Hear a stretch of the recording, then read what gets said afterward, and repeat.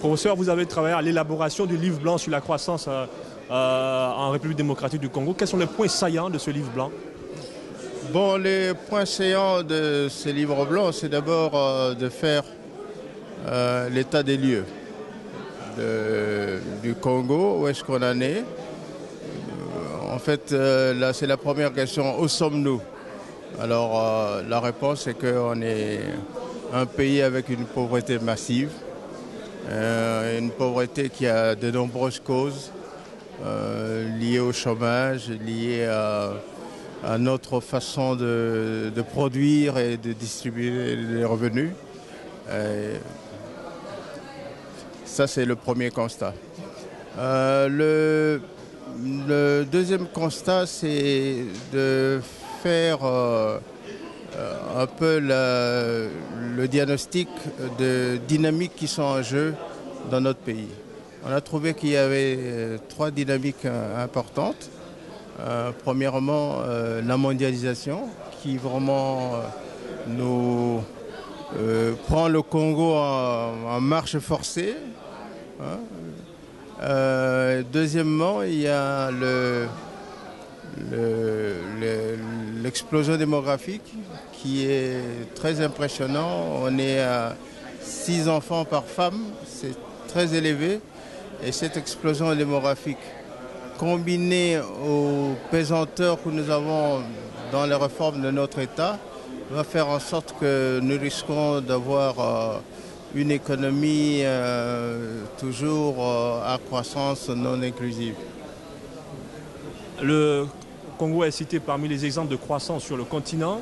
Est-ce qu'il y a des raisons d'espérer en cette croissance-là pour qu'elle soit inclusive et qu'elle soit ressentie par les populations?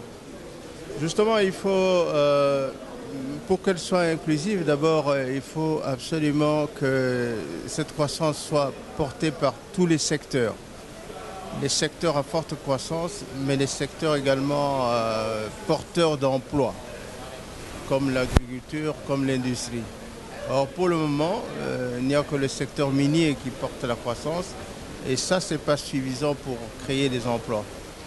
Donc ça, c'est un. Deuxièmement, pour que cette croissance soit inclusive, il faut qu'il intègre les espaces que nous avons. Donc une intégration territoriale. Les villes et les campagnes, les zones de production, zones de consommation. Donc il faut intégrer ça. Pour ça, il faut des infrastructures structurantes.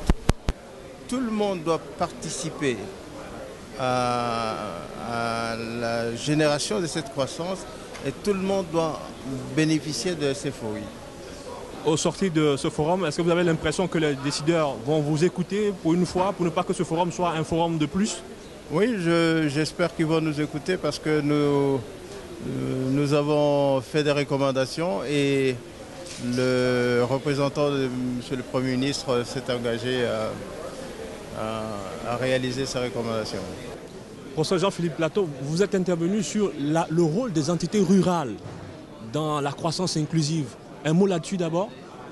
Oui, c'est ça. Donc j'ai essayé de montrer qu'un des gros problèmes qui se pose dans des pays comme la RDC, c'est comment aider les populations à améliorer leur sort quand elles habitent dans des zones éloignées, isolées. Et j'ai essayé de parcourir des expériences faites au Pérou et au Burkina Faso, à la fois du point de vue de la diffusion des innovations technologiques et de la sécurité alimentaire, pour voir comment on peut s'y prendre pour régler ce problème. Et justement, est-ce que les expériences du Pérou et du Burkina Faso sont adaptables en République démocratique du Congo? Qu'est-ce qu'il faut faire? Moi, je pense qu'elles sont adaptables, en tout cas en partie.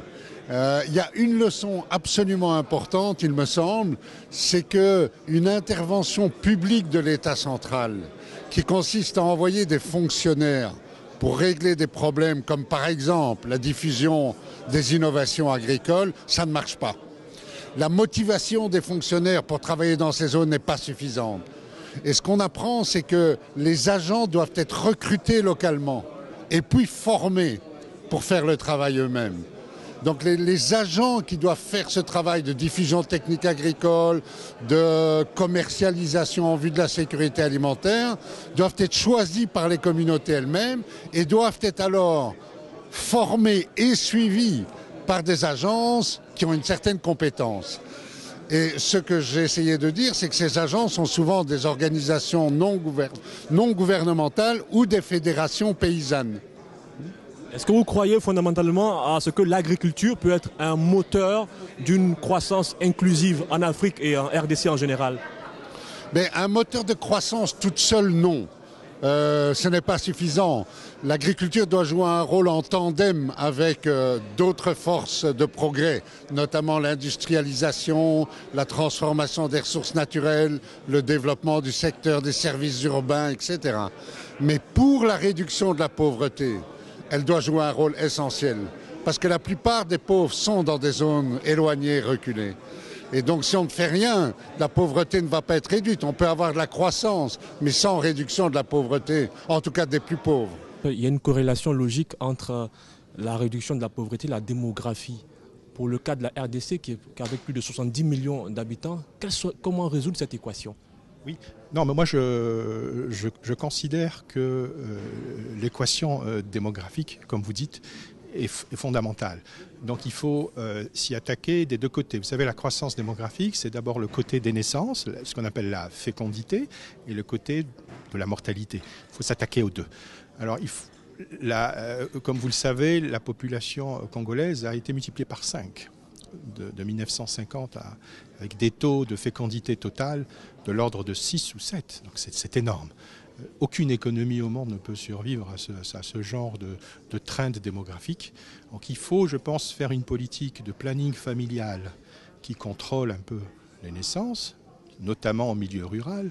Et du côté de la mortalité, il faut promouvoir des systèmes de santé. Je sais que ça coûte au public, d'autant que l'Afrique subsaharienne et le Congo en premier est très en retard du point de vue donc des structures de santé publique. Il ne s'agit pas de faire des projets pharaoniques, hein.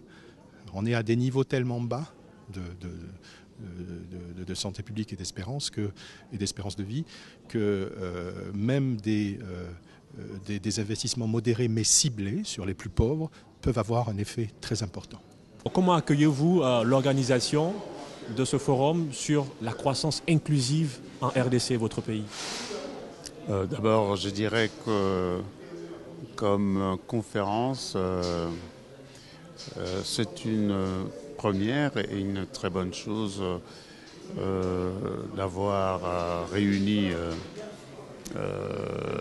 des hommes et des femmes qui ont cette expérience et universitaire et de terrain et qui sont venus partager avec les décideurs de la RDC sur cette croissance qui doit être inclusive et donc proposer donc des solutions, je dirais, pour rendre donc la croissance plus profitable à l'ensemble de la République démocratique du Congo. Et dans votre secteur, le tourisme, comment apporter justement une plus-value pour que les populations à la base ressentent justement les activités de tourisme dans leur quotidien? Déjà d'abord, que le tourisme aujourd'hui représente un secteur d'activité important qui peut apporter de revenus au trésor public, qui peut apporter de l'activité dans notre population et surtout qui peut apporter une coopération, je dirais, internationale, une coopération régionale. Je crois que par ce que moi, en tout cas personnellement, je viens de vivre, d'expériences partagées par d'autres pays, je me rends compte que le tourisme représente une activité essentielle pour la RDC.